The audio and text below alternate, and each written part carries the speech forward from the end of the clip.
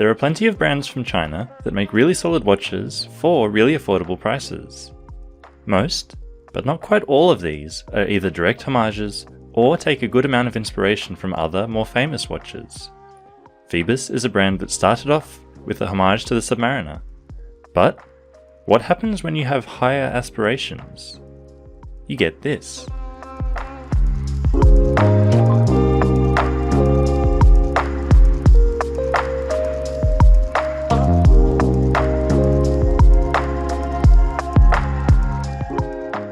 Welcome to Addicted to Watches.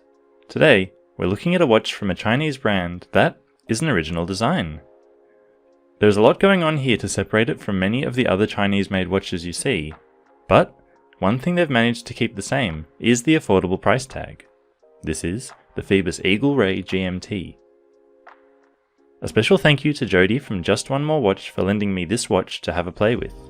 Odds are, if you're deep enough in the watch rabbit hole on YouTube to find my channel, you probably already know about his. But, just in case you don't, I'll leave a link to his channel in the description below. There's a lot to take in here. Normally, a watch might hone in on one specific function or feature, like a deeper dive rating, a GMT function, or a compressor style case. Well, Phoibus seemingly couldn't decide between them and went for all three. The result is a watch that can tell you the time in Sydney, Berlin and Tokyo all at the same time from the ocean floor. In addition to this long list of functions, there is an equally long list of design elements jammed into this watch as well. We can see Arabic numerals, Roman numerals, and more traditional indices all at the same time on this watch. But somehow it kind of all works. As far as original designs go, there is definitely nothing quite out there like this one. Phoibus is a brand that has been on my radar for quite a long time. I can remember looking at their Wavemaster model more than 5 years ago and umming and ahhing about whether to take the plunge, but ultimately I didn't. Part of the reason for that was not being able to see the watch in person before buying it, and not being sure about the quality, feel, fit and finish. I can confidently say that I shouldn't have been worried about that after spending some time with this Eagle Ray. The quality of this one has really impressed me. Phoibus sell this particular watch through their website for $240 and it comes in a range of colours.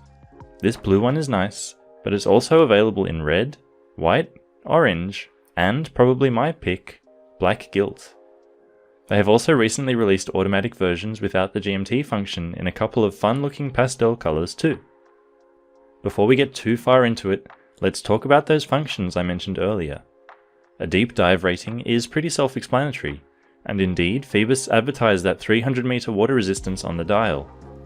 For a 300 meter rated watch, this is very slim and not chunky at all. I didn't expect that at all about this watch. The GMT function is also a familiar one. There is that fourth hand going around the dial that lets you track a second time zone on the watch.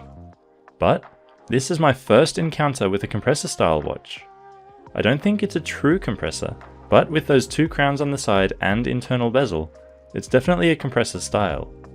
A true compressor dive watch increases its water resistance the deeper under the water you go.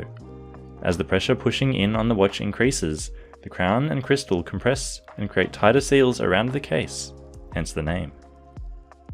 If I unscrew this top crown here, we can see that as I turn it, the internal bezel also turns. Using this in combination with that fourth GMT hand, you can track an additional third time zone. Maybe it's because it's my first encounter with one, but it doesn't really feel like a dive watch to me. Not that that's a bad thing, just how I feel about it. There's a lot going on with the dial, so let's start there. The first thing that stands out to me is probably the colour. The dial has this really nice fume effect, where it fades to black on the outer edge. This also ties in with the black bezel to really make it feel like that blue is emerging from the murky depths. On the dial, to mark the hours, we have those circular and rectangular applied indices, which are fairly reminiscent of the Omega Seamaster, especially that double at 12. At 3 is a cutout for the date in white, which I'm fine with as it balances the 9 o'clock marker. Outside of all that is a printed railroad minute track, and here we have those Roman numerals I mentioned. This is all printed in silver, which contrasts nicely against the dial, which is black rather than blue by the time it gets there. I think the reason that these Romans don't look so out of place is that a lot of them are made up of vertical lines, which blend in a bit with the rest of the minute track. If you don't think about how odd it is to have so many different types of numbers on a watch, I actually like this little detail. Also printed on the dial is of course the brand logo, which is the King Octopus. Some of their original watches just had a text logo which was, in my opinion, pretty awful. It looked like it took all of about 10 seconds to make it in Microsoft Word. This octopus looks really nice and fits in with the dive aspect of this watch. Below the pinion is some more printing. In red we have GMT, and in that same silver as the logo and minute track, 300 meters. That red printing ties in nicely with the red arrow tip to the GMT hand that makes its way around the dial once every 24 hours. The other hands are quite interesting. Hours and minutes are both rectangular with these syringe tips. Because the bezel is under the crystal, this watch can just look like it's all dial, so it's very easy for the hands to feel a bit small. When those syringe tips catch the light, they work really well to ensure that the hands look in proportion with the rest of the watch. The second hand has a circular lollipop near its tip. The second hand design doesn't quite match with the hours and minutes, but if you look at it in combination with the dial, you could say that the hours and minutes tie in with the 12, 6 and 9 rectangular markers, and the second hand ties in with all the others. Finally, we come to that bezel. Like I said, with it being under the glass, to me it feels more like an extension of the dial than anything else. It is angled fairly steeply and has those markings to be used for reading additional time zones with the GMT hand. We have a third pop of red here around the triangle at 12 to tie all the colours together. The party trick that this watch has is that the entire bezel is loomed, which creates a really cool effect when the lights go out. According to Phoebus, the watch has received 12 layers of BGW9 to give it that blue glow, and I can confirm that even coming indoors from a sunny day, you'll notice the watch glowing even before it gets too dark. Pulling out a bit more, let's look at the crystal on this watch. It's sapphire, and a big one at that. It is pretty much the size of the watch itself, and thankfully, it's a good one too. It's pleasantly domed, and the underside has received 3 layers of anti-reflective coating to cut down on reflections and glare. If I turn the watch a bit more, there is no distortion, so we know it's double domed as well. Pulling out even further, we get a look at the case, and it too continues our theme of a lot going on all at once. If we check the measurements of the watch, we've got a case size that comes in at 41mm. For everything that the dial has going on, 41 is actually pretty reasonable. Not too big or too small, and it doesn't feel cramped. Lug to lug is also not bad at 47mm, which will help it to fit a range of wrist sizes. The domed crystal pushes the height of the watch up a little to 12.2mm, which is still very thin considering the 300 meters of water resistance. Thankfully, lug width is a very standard 20mm, so it won't be hard finding a strap to work with this one. Now, the case finishing combines 2 styles that I wouldn't normally associate together: a polished coin edge bezel and a sandblasted case. But, like everything else on the dial, it shouldn't work in theory, but somehow it still does. The coin edge sparkles along with the reflections from the domed sapphire crystal before transitioning to the fully blasted case. It's a party up the front and all business in the back. The case shape is fairly straightforward, with flat sides. Both crowns are signed, polished, and screw down with a knurled texture to help you grip them.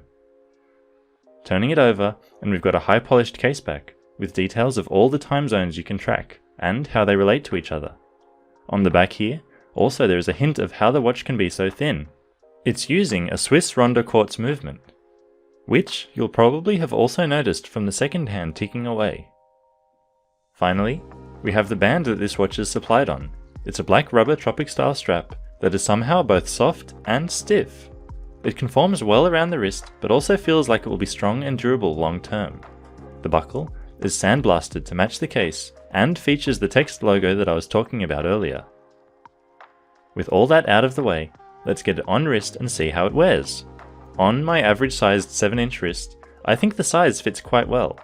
It's clearly not a dress watch, so the slightly larger size is perfectly fine.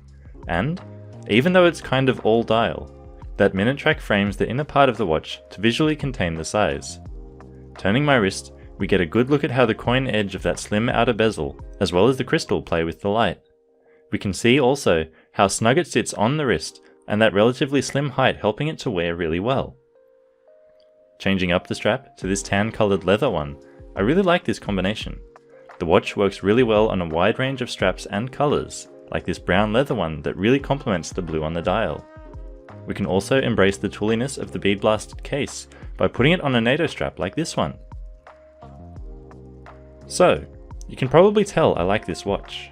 When I got it from Jody, I mostly just wanted to get a look at it so I could get an idea of the quality of Phoibos as a brand, with a view of considering a Wavemaster down the track. But this watch has really surprised me. I even don't mind the quartz movement, making it an easy choice in the morning to grab and go. I don't really have many negatives to talk about with this watch. The only thing I can say is that the design is unique and might not be to everyone's taste. It's got a little bit of everything going on, and will be very hit or miss with people, I think. For me, it's a hit. What do you think about this watch? Have you got another Phoibos in your collection?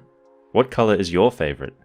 Does the design get it right, or is it just too much for you? Let me know in the comments, and I'll see you next time.